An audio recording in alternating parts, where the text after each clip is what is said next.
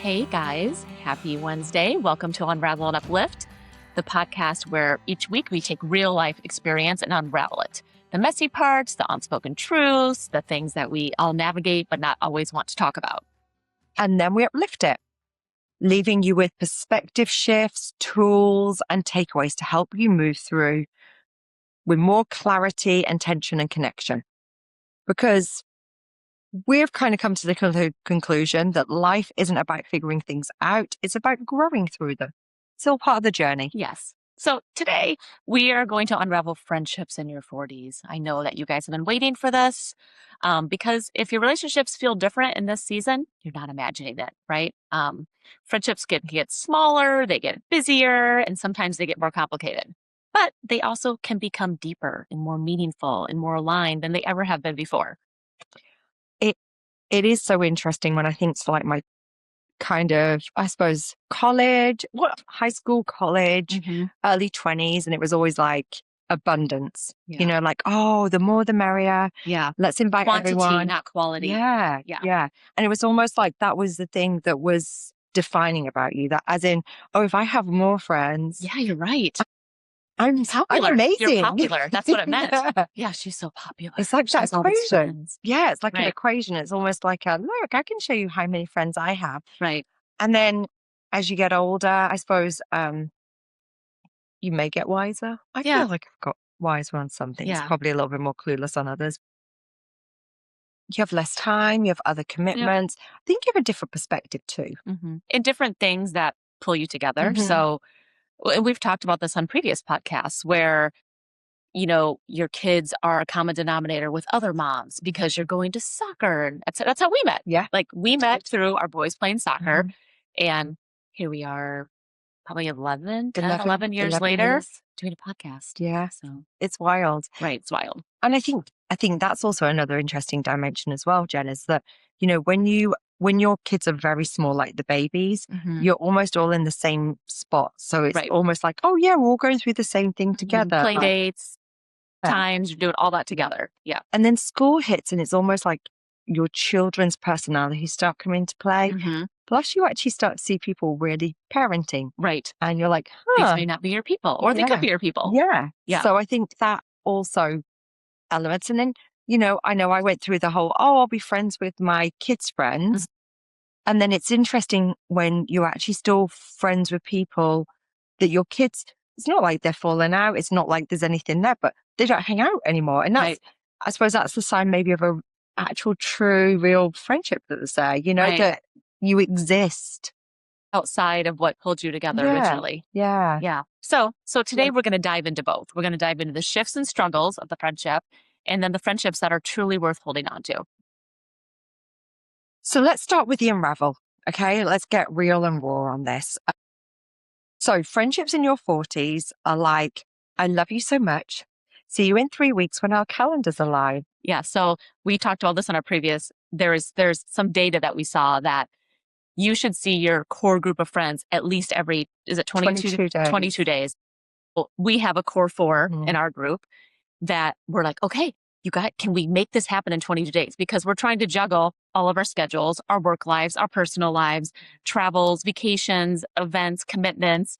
And we really try to put an effort into seeing each other every 22 days because it is just so good for our souls. We laugh.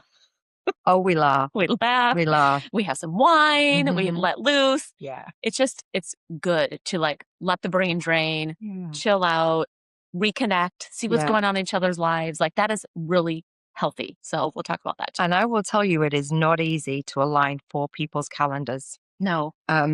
Just with work commitments, travel, kids stuff. It really is not. But I think it's really important that you try and make that commitment. And we do some juggling. Like we'll say, okay, my husband can take, or so-and-so has the kids, or if I can move this, we can do that. So it takes some like accommodating on all parties to make it happen. But I think that's important. You have to prioritize your friendships to make it work. I mean, relationships take work. And it's worth it. Yeah. The energy I get from being with you ladies, even if it's a couple of hours, it just fills my cup. Yeah. Really does. And if we don't do it in person, like you had some things you were going through last week, like a situation. And so it's like, take it out to the team, take it out to the group and say, what would Yeah. you do in this situation? Oh, yeah. And then we all chime in. Some of it is not appropriate. Some of it is really bad advice. Yeah. Like, don't take this advice, but it was funny to say at that moment. Yeah. And we just work through it together. So it's nice to have those friends that It's a understand what you're sounding going board. through. It's It is a good sounding board. Yeah. Yeah. Yeah. That All right. feels safe. Okay. So let's dig into the Yeah. sort of hardships of those friendships, right? So this is the shifts that no one prepared you for. A study published in the Royal Society Open Science found that people's social circles tend to peak in their 20s and gradually decline with age, especially during major life transitions. Mhm. So we're like talking about friendships fading without conflict. Like there doesn't have to be any animosity there. It's not even that you could say, oh, we fell out.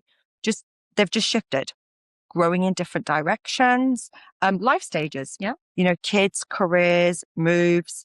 And it'd be really interesting actually just to reflect, I suppose, on a couple of those scenarios that have happened for us. Right. Yeah, for sure. I mean, your biggest one has to be moving to a different country, right? Coming here to the United States, leaving your friends behind, physically, not, I mean, still you're staying in touch, but physically leaving behind and starting new. And then that weirdness of like, hey, can I sit here? Like those awkward moments are like, are we connecting? How do I feel about that? Does she like me? Should I give her my phone number? Yeah. Like there's all this weirdness about making friends in your 20s, 30s, 40s. Yeah. I sobbed leaving my friends. I'm going to be honest. Yeah. I left them. I didn't leave them. So I'm going to look at it. Moving here, you know what?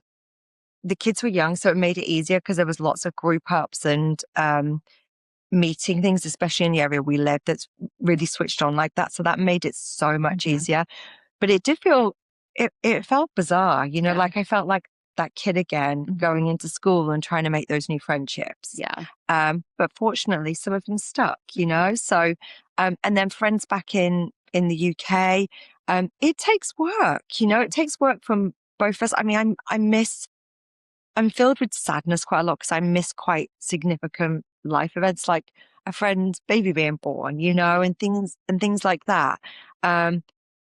However, I work at making sure I stay in contact and we've had visitors here. It's, and it doesn't take away. Like you've known these people for years and it almost travels the continent. Right. Yeah. And I think there's other shifts too, where I think we've all had relationships like you're really close with someone and then, people change. And I think about this, if we will always continue to change and evolve, right? Like things come into our lives that change and impact us. Yeah. But if you can't change together and then, or respect the other person's change, sometimes you just wake up and you're like, we're just not a thing anymore. Like you're at this place, I'm at this place. It wasn't like it was. And then there's that guilt to keep that friendship going, even though it doesn't feel right. Yeah. And how do you handle that? Especially if only one of those people feels a disconnect. Yeah. You feel icky about it, but the other person's like, oh, this is great. And then you have to be like, oh, we're not really gelling anymore. Like there is that shift that, like you said, that no one prepares you for. Yeah. And I think it's just natural, right? For like things to ebb and flow. You might see someone consistently for weeks, because you've been aligned at that point in your life and then you don't see them for another few years. Right. And it doesn't mean there's anything negative there. It's just, you just haven't been aligned on the same path at that time as well. Yeah. Yeah. And maybe there is a time to reconnect too, right? Like maybe it's just not working for now, but later you'll come back together. But if you don't need to harbor that guilt too. If it's not a fit for you, then don't let it drain you. Like we always say, protect your peace, right? I think you can't feel guilty all the time about things that sometimes are outside your control as well. Yeah. But then there is, that like hidden loneliness that people have when you do transition and maybe you're in a place where your life is really full, right? Because you have your work and you have your kids and you have everything else that you do. And one day you're like, wait, I don't have any friends. Like, where are my people? Like, there could be people you're friendly with, but you don't have someone that like you were regularly going out for a drink with or having, dinner with or just getting together. And then there is that loneliness that people go through, and that can be like a really dark time, So I think that where are my people? I think yeah, everyone wants to feel like even if it's one person, they just have someone that they just, I'm going to use the word click. right. That's someone that really gets you, right? You Yeah. can have all Yeah. these friendly people, but not someone you can spill your heart out to, Yeah. or knows those little funny things about you that no one Yeah. else knows. Yeah. And that can be sort of like what's behind the scenes. Like, Yeah. oh, this person has lots of friends, but do they really have that like core friend that can feel lonely? And I don't know about you, Jen, but I know when that is because I have this excitement in me, like when I'm going to see that person, Right. like there's just a true, Yeah. And what are we going to talk about? Oh, we're going to talk yeah, about this. Where we leave things off yeah, last time. just a genuine excitement. Yeah. I think it's really good to lean into that for sure. Yeah. So according to a Cigna loneliness index study, nearly 1 in 2 adults report feeling lonely. That makes me feel really sad, actually. And midlife is a key period where that increases. Yeah. I could really see that actually, Yeah. because I feel like we shift so much Yes. throughout these years. And then I also feel there's a part of it, like at this point in life, I'm going to say midlife, where you really start to evaluate, what's important to you in life. And that might include people, Yeah. Oh, you know? definitely. The American Perspectives Survey also found that the number of people reporting zero close friends has increased significantly over the past few decades, right? Wow. So, and maybe that could be an outcome of COVID, Yeah. right? Where people were Hmm. sort of stuck to themselves in their homes, and didn't put themselves out there for whatever reason. And we're all victims of social media. Yeah. Like you can get caught up into your phone and the scroll, and you sort of become introvert maybe, Yeah. and you might be nervous to go out there and join a group or start something new like we talked about and put yourself out there, because then you start to feel insecure. What am I going to say to these people? What if they judge me? Yeah. So that can be part of it as well.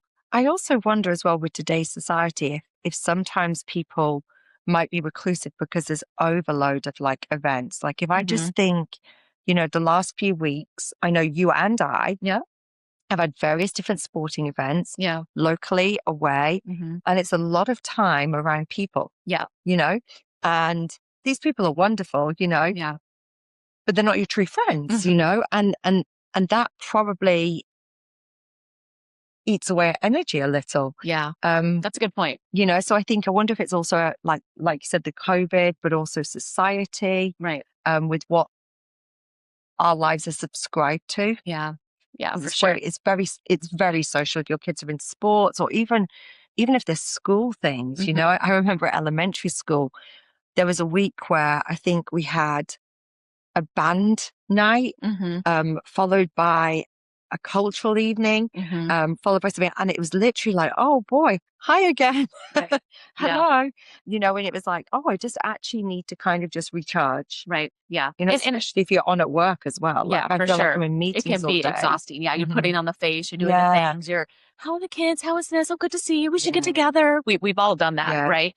And I can see how that can just seem a little bit not genuine. Yeah. And again, I'll say friendly, but not friends. Yeah. Right. So then Yeah. you leave like not feeling like fulfilled because there's no depth within those friendships. And the data that we just share supports that Yeah. you're not, if you're feeling this, the majority of people are. You're not the minority of this. There is, I think, spaces in life where you do feel lonely. Yeah. Yeah. It makes me sad though, because I don't Yeah. want anyone to feel lonely.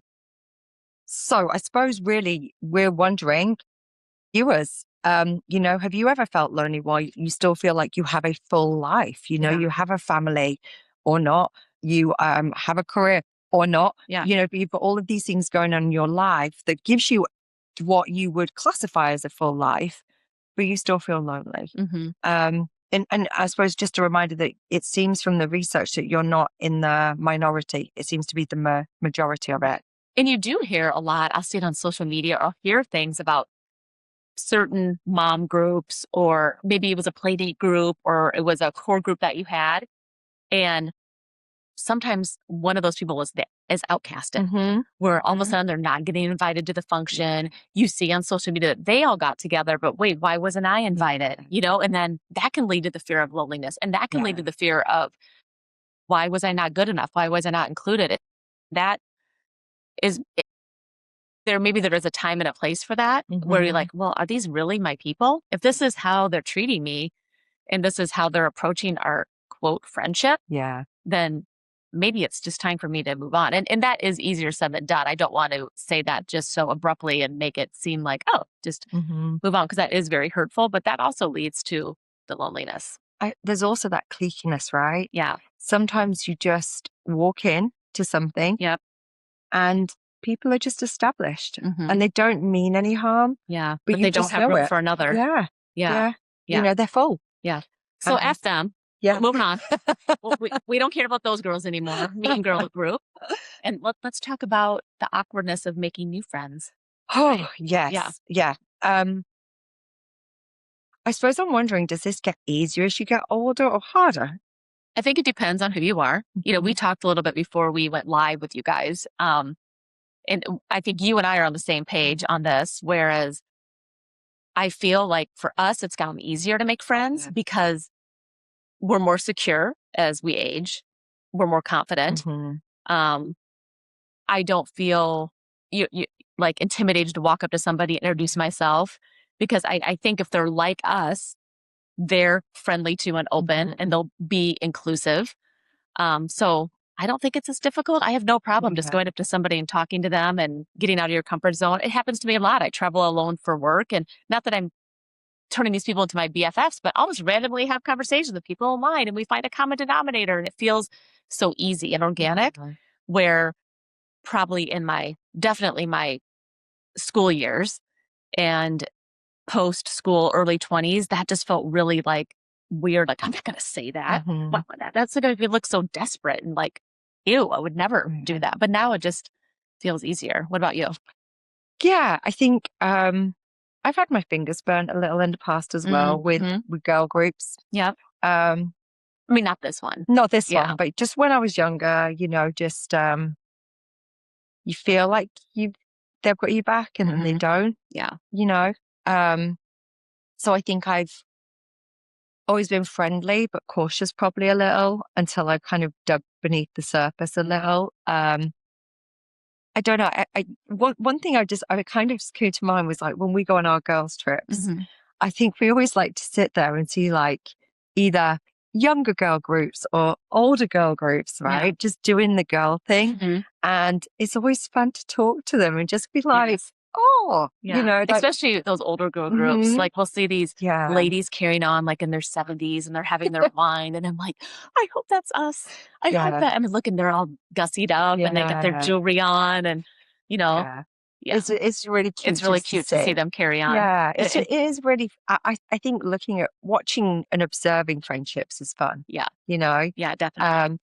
But I think it's just, I don't know. I think I like to treat people as I want to be treated. So I'll always try and be warm and friendly. You know, and sometimes it's very clear I'm not welcome, but I also don't want those people to feel bad about that as well. Like, you know, I'm not for everyone.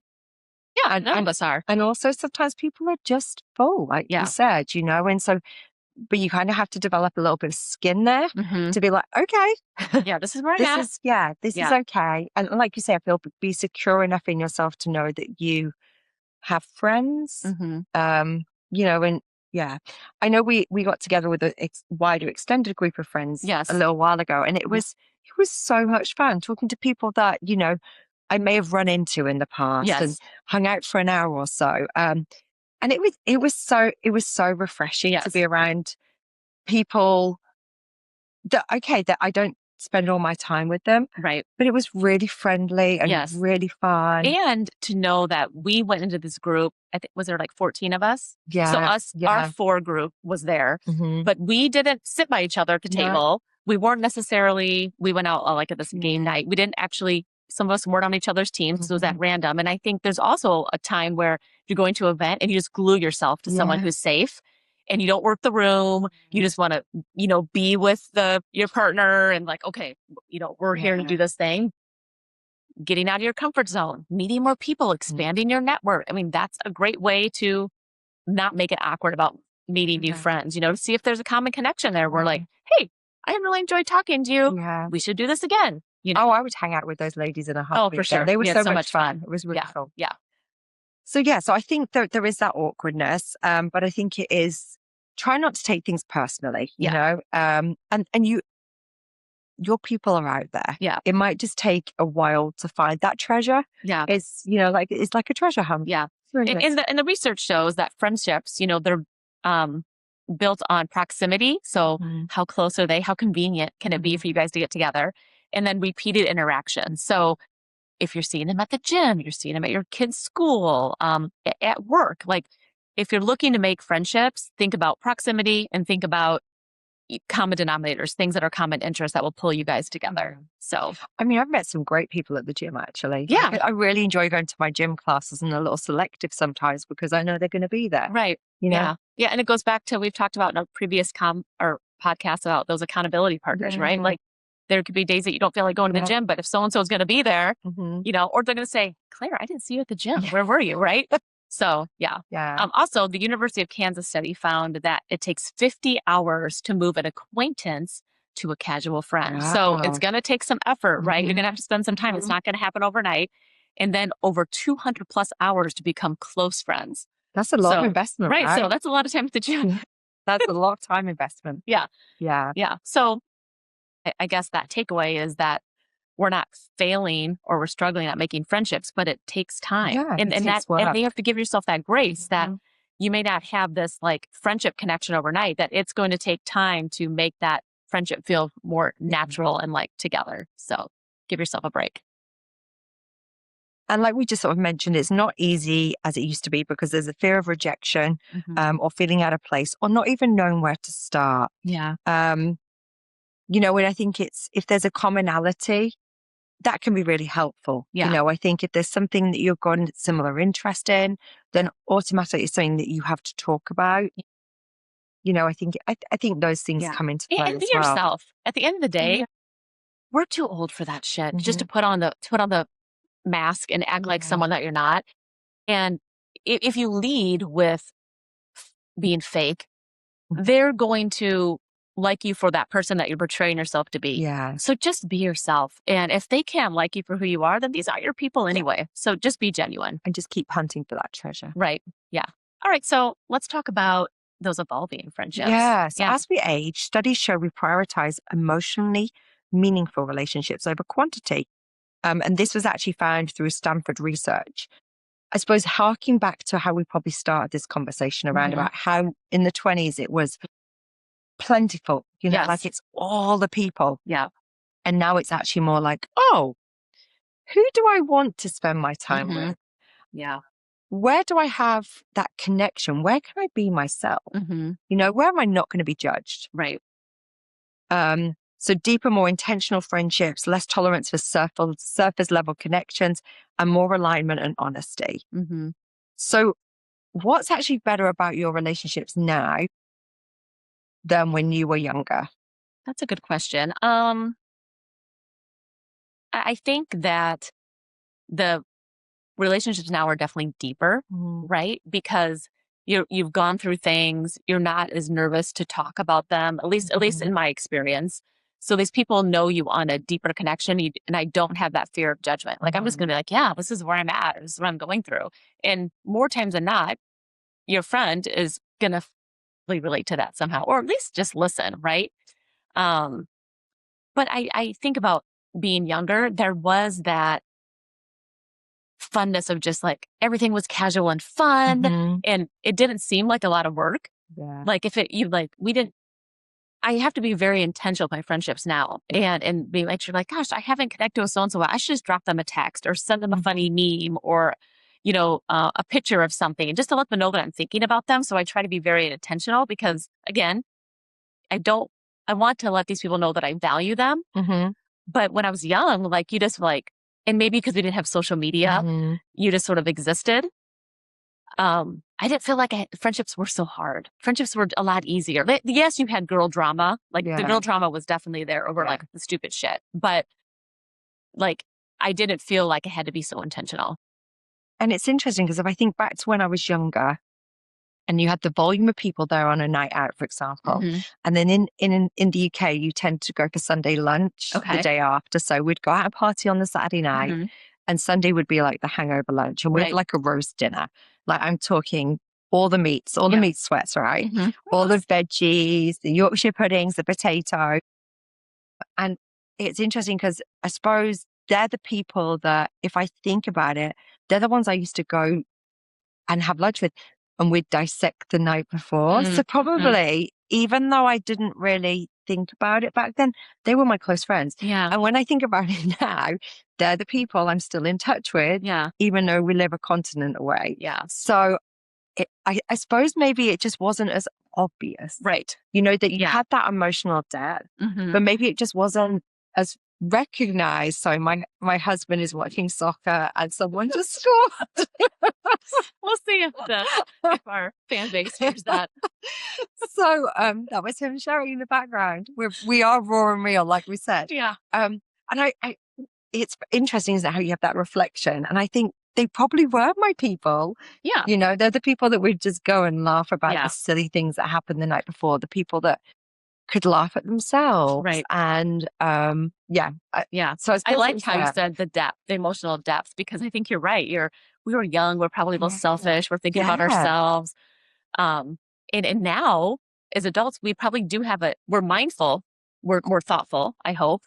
But I do think we also overthink things too, where we just get so far like twisted and like, oh, did I say something right? Did I say something wrong? And oh my gosh. Yeah. I'm always like second guessing what someone thought about me. Yeah. Always. And I've always been the same. Yeah. And I don't think it will ever change. Even though I do lots of inner work and reflection, I'm very sensitive to what people think of me. Yes.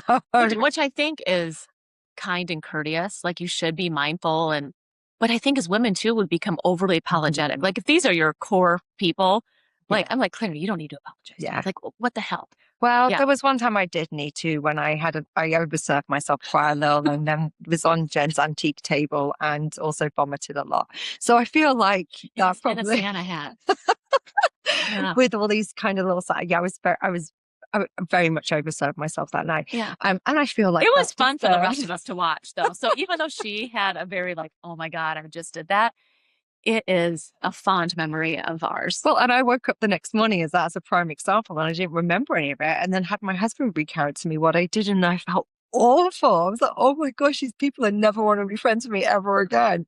Here we are. Here they are. They stuck by me. Here. They stuck by me. But I do feel like that was a moment where I did need to apologize. Yeah. Okay, that's fair. As accepting but like as the you silly are. things, silly things sometimes we apologize for where I'm like, we don't need, if we're comfortable with each other and accepting the little things, we don't need to apologize for. And rightfully so, you will regularly remind me of my episode. We have the receipts. We have great pictures. Maybe we'll look over I walked straight into that one. Tune in. Yeah. Oh my gosh. So, okay, we've kind of like really dissected this right now. Yep. So let's talk about the gift of friendships that grow with you. Let's positively unravel this. Okay. Yeah. So we talked about the hard parts. But let's also unravel something really beautiful about this stage of life, because not all friendships are fading. Some are actually getting richer and blooming. Yeah, for sure. So I think we sort of touched on this. We have friends that have seen many versions of us, right? Yeah. So that knew us as we're children, our 20s, our 30s, 40s and onward, right? They've seen our growth. They've seen our struggles. They've seen our evolution. They've seen many phases of my hair.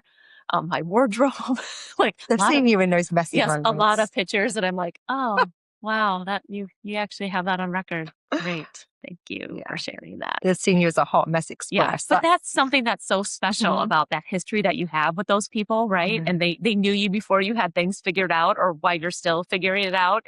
And they still choose to be your friend. And I mean, my dear friend Nicole, shout out to Nicole, my friend Carly. I have my Iowa girls that I don't see very often. And when I pick up the phone or when they share a picture or we have a laugh or a memory. We have all this history. And there's that wonderful moment where you haven't seen each other forever or even talked. And as soon as you're together again or talking or whatever, you pick up right where you left off. It's that one day has passed that you don't skip a beat. It's just like nothing has changed. You talk about, all the things and it's right back where it should be. And that is like the best feeling when things just fall right back into line. And those friendships are just so valuable to me. Yeah. Like, And even though I have a bond with a lot of that between me and a lot of those friends, whenever we go back or they come here, it fills my cup so much. It is, even though it's like years, we just snap back in place. And then we're really good at keeping in touch and just updating as we go through life, just knowing what they're going through, Right. We're still, it's really nice because we're all still significant to each other. Yeah. It's really awesome. Yeah. And they, like you said, they're getting richer. They're just getting deeper. And in spite of everything that you've gone through, I mean, we've all had multiple kids. We've gone through marriages, divorces, like all the things, deaths in the family, like all these things that you go through that are like just an imprint on your life and then become an imprint on the friendship that you share, right? Because you go through that together. So, I think the unravel of that is like, don't take those friendships for granted. And if time has passed, reach out to that person and tell them like how much it means to them or share a memory or, a moment where, cause life is too short. And I think it's those are really based on like trust and emotional safety, right? It's like you've weathered that time. So they've got your back. Yeah. They've seen you in some of the worst versions of you. Yes. And they're still friends with you. So thank you. Yeah. Thank you. Thank you. Thank you. Yeah. And I miss you all in England. Yes. I miss you all. Okay. They're those ones. The next ones are the friendships that evolve with you. Right. So you don't stay the same, but neither do they. But your friendships deepen because you've grown. Yeah. Not in spite of it. Right. Yeah. So the research on long-term relationships shows that a shared history builds trust and emotional safety, like you talked about, which deepens that connection over time. So I'm sure, all of us, many of you have had that friendship that's actually gotten better, like a fine wine over time, right? Yeah. And you work those kinks out, right? Yeah, for sure. Because like friendships take work. Yeah. Friendships can go ups and downs, but you work those kinks, and you really want to be friends. Right. And to be honest about where you're at in life, and if and that you can feel comfortable talking about that and hopefully that your friendship can still remain solid through that. You got the ease of being fully yourself. So less performing, less proving, more honesty, more acceptance. Yeah. Almost that you don't kind of have to dress up to impress. Right. You can just be yourself. Yeah. Yeah. And even like every time I come in here, so we record at Claire's house. And every time I come in, Claire will be like, don't judge me on it. My house is a mess. And I'm like, stop apologizing for you living life. Yeah. Right. Like, but you apologize every time. I'm like, yeah, Claire, whatever. But if these people are your really friends, they're not going to care if you're disheveled. They're not going to care if you're living in a sea of chaos because we all are. Yeah. We all have our moments, right? So I always put a candle on though. So the aromatherapy vibe is going. The aromatherapy vibe is strong at Claire's house. It's very good. It very puts us in our element for podcasting. But like, you shouldn't have to apologize for that because like we're friends. And if I'm going to come in and judge you, then you shouldn't be my friend anymore. So if you have those people in your life, so stop apologizing. Yeah. Like we know if they're your friends, they know that you're living life. We know you're not a slob. Yeah. Yeah. And then also that humor, the humor and history you can't recreate. Those inside jokes, those shared memories that we've been through it. And it's almost like you can't fast track that stuff, right? Yeah. It goes back to those hours. Like I had never thought about, like I do value time, right? And I do see that time is valuable, but I hadn't kind of really realized that investment, like the 50 hours to the 200 hours and what a difference it makes. But it makes a lot of sense. For sure. And just those inside jokes, just there can be a word. Participate. Yeah. There was another drunken stupor of Claire's. I think we all were on the sauce that night, but with her British accent, she likes to really pronounce things. And we were playing a drinking game, I believe, or doing something, but it's carried on to multiple events. Like a girls' trip, so she's like, "You must participate, participate." I've got a bad Eating reputation. oysters, we had to participate. Yeah, yeah. The Yeah. things that she makes us participate in, it is surprising we're There's still friends always sometimes. new and novel experiences. Yes. Always. You must participate. Yeah, I'm not doing it justice. Yeah. Well, and you did a very, Thank you. good job. Thanks. And then that deep loyalty that comes with time, those friendships may not be constant, but they're solid, and you can always pick up where you left off. Yeah. It was just like yesterday. And even though you've aged and you've changed, I don't know, it's just, you just know each other. Yeah.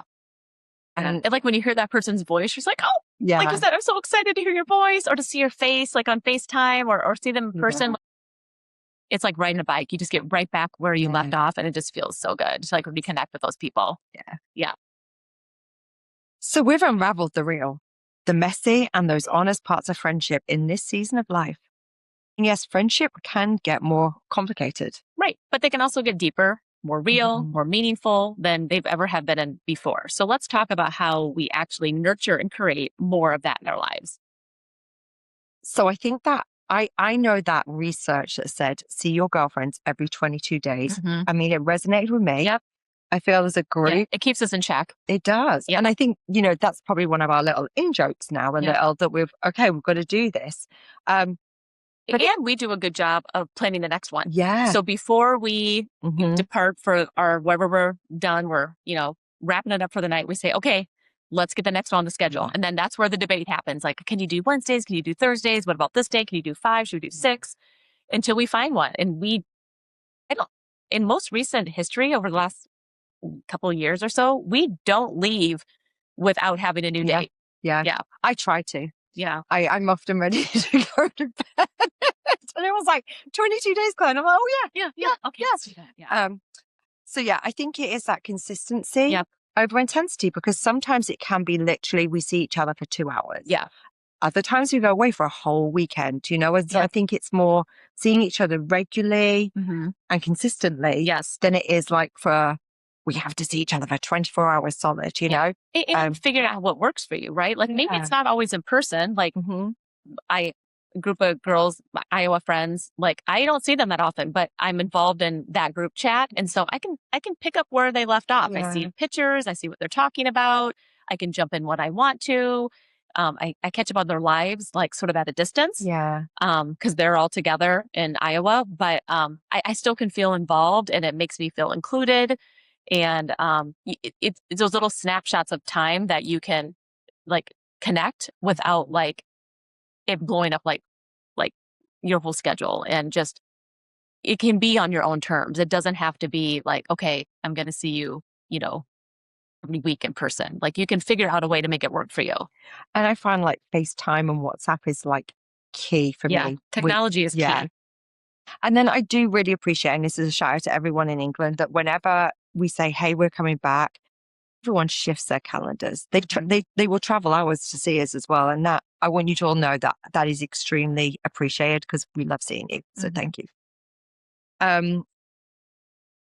So I think also that depth, that, and not the quantity. So like, I suppose we used to always think that the number of friends meant that you were more of a person. Yeah. And I think as you get older, you realize that actually it's not the number of people you can count on your fingers. Yeah. It's the quality of those relationships. Yeah. 100%. Yeah. And investing where it's mutual, where you have those common bonds and it feels good and it doesn't feel like work. Even though we talk about relationships take work, you have to be mindful of them, but it shouldn't feel like work. Yeah. So again, focus on the depth of your relationships, and it's okay to have that one really good friend or 2 really good friends, or maybe you have these small circles like we do. And I think there's that saying, I'm probably not going to say it right, where there should be 7 people around you that make you a better person. Right. And, there's people in my life that have made me a better person, that enrich my life. My friend Katie, who taught me to run a marathon. I can barely run down the street, but she was a seasoned runner and she made me a better person. Like I am so like grateful to her and the way that, she thinks she brings a different richness to my life than some of my other friends do, and there's just so many people in my life that have enriched it and made me better. And I'm so grateful for them. So think about that depth. There's people in your circle that rise you up, that make you better, and they encourage you. They're cheerleaders. And they probably don't even know it, but when you're with them, you're a better person. I also think it extends as well. Like I know I've got a really good work friend, like a really good work Yeah. friend. And then I've got someone who I class as my mentor, Yeah. that but again, there's consistency there. Yeah. Consistency, there's depth, there's a mutual like respect and wanting to stay in contact. Yeah. So, it extends beyond just those friendships, I suppose, really, to Yeah. whatever you term those other relationships. And why people come into your life, not to get all woo woo, but I think there's people that are in your life and maybe on paper they wouldn't be like that friend for you, but there was a reason they came into your life at that moment and they either taught you a lesson, good, bad, or indifferent, or they did something for you that made your life better or put on a different trajectory. So look for that too. Like Yeah. think about the history of your friendships and then look forward to like, why is this person in my life? Or why am I reconnecting with this person? I think there's nuances out there that can bring sort of that like, oh, that's exactly what I needed. Yeah. And you can be on different journeys with different friends as well, which I think is so magical. Yes. Just what you get from one friendship can be different to what you have with another. Yeah, definitely. That variation. Yep. So a Harvard study of adult development, 80 years long, found that strong relationships are the number one predictor of happiness and longevity. So friendships are not extra, but they're actually essential for that happiness factor. Yeah, for sure. Yeah. And longevity is like such a buzzword right now, right? Like people are just figuring out how they can have a better quality of life. And I mean, I totally can see how friendships lean into that, Yeah. because of what they give back to you. Yeah. Yeah. They really do, like filling your cup. Yeah. So schedule the time, be the one to reach out. Don't wait for them to come to you. And then just find those rituals, whether it's like we're meeting Sunday for coffee, or I go on a walk with this person, or we're gonna do a monthly meetup, or we, try to call that person on your commute home from work. Like figure out those times that work for both of you to connect. It's important.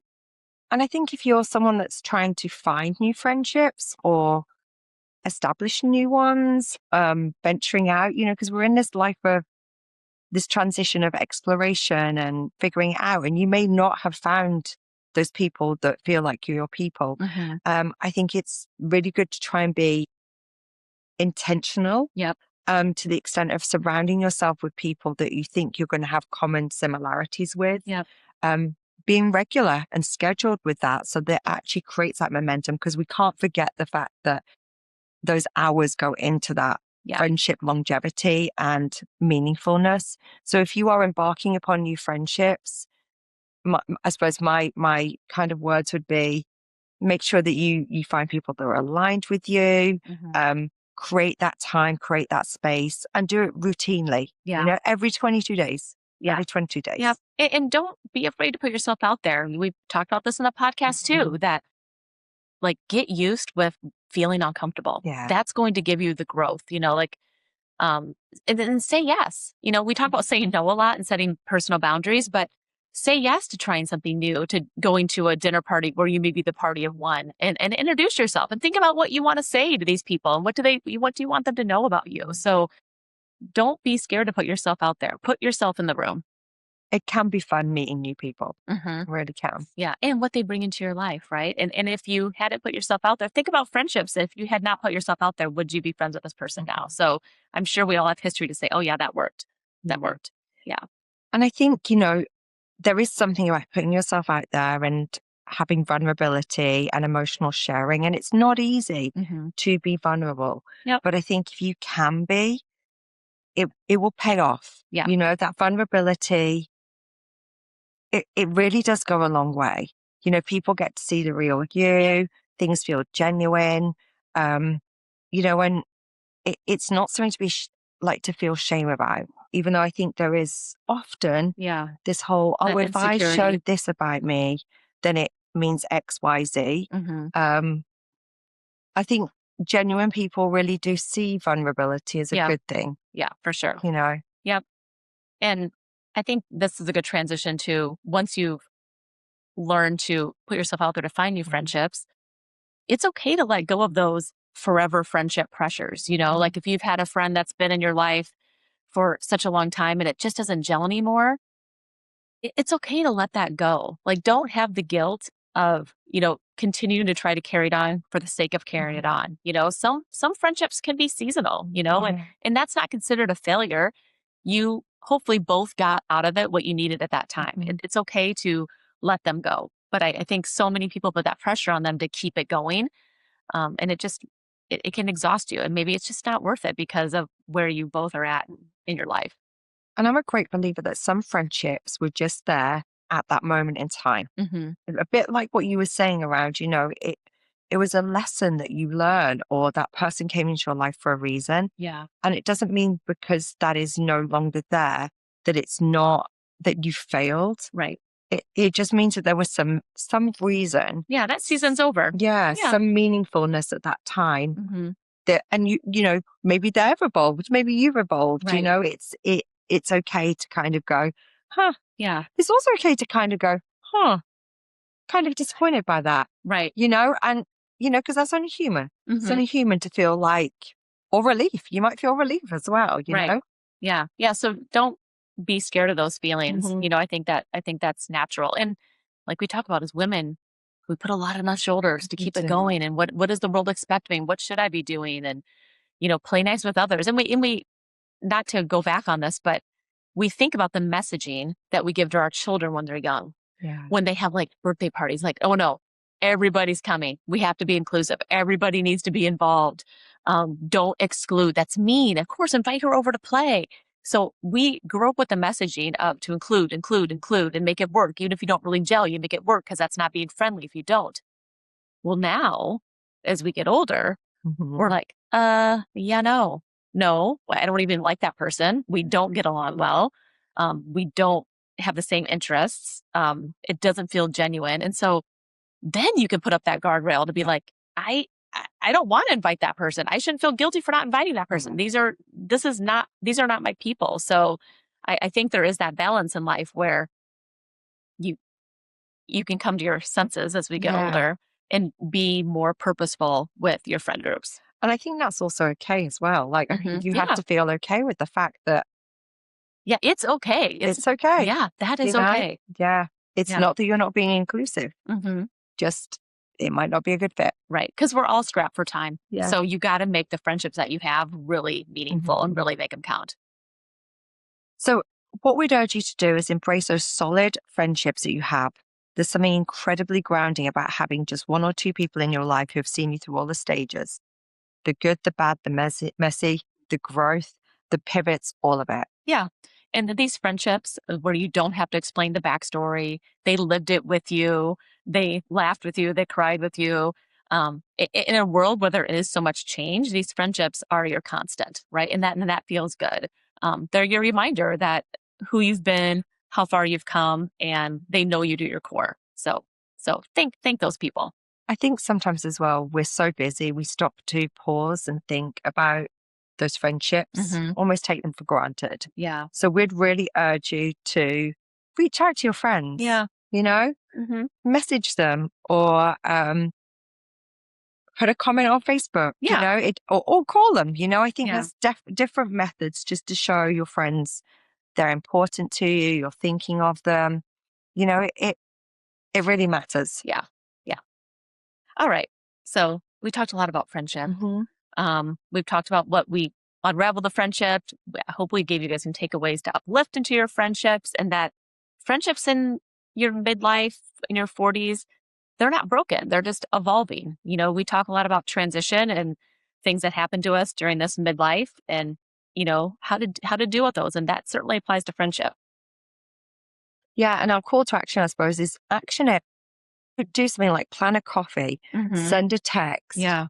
um, actually get with your friends. Yeah. Even if there's a pond between you, I've made it work. Yeah. Like Yep. FaceTime someone, WhatsApp them. Yeah. There's ways and means, Mhm. and just have that connection because as we've just talked about, it can bring happiness, you know, and there are a lot of people out there who are lonely.